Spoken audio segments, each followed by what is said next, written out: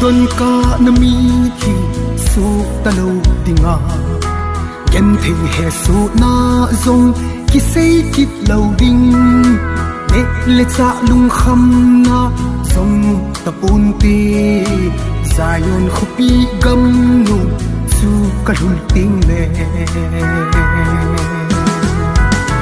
lung mit na kamu sa nga song nom zo ding Jerusalem tha ti ma chen na ding chu ei si hi ka khul zin na a hi o ve sit nan mun anei lo o Zion khupi ki sei sit ki mi thip na ta lo ding ne le cha lung kham na zong ta pun te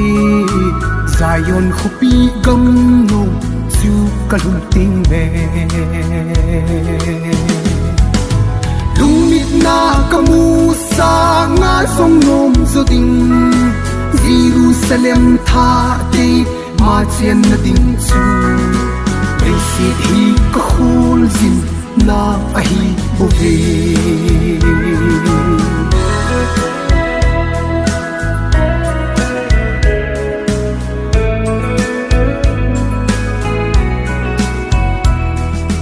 hin tui dung adonge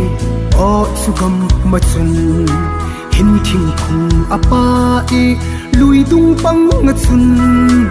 alam pi zong sana a kisim a hi ngai zin kama ve ke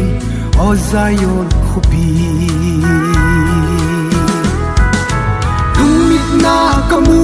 sa nga song nom zo ding Jerusalem tha te ma chen na ding chu ei si hi ka khul zin na a hi o ve kap lo thei ka hi pui sumun ngai na a kadam ding a hi ke sumun ka hun te ai pu me ka ka na hilei sit gam hi Zion khupi gam no chu kalhum ting le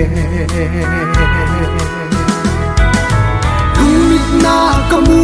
sa nga song nom zo ding Jerusalem tha te ma chen na ding chu ei si hi ka khul zin na a hi o ve lung mit na kamu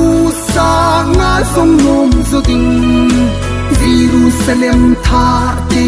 ma chen na ding chu ei si hi ka khul zin na a hi o ve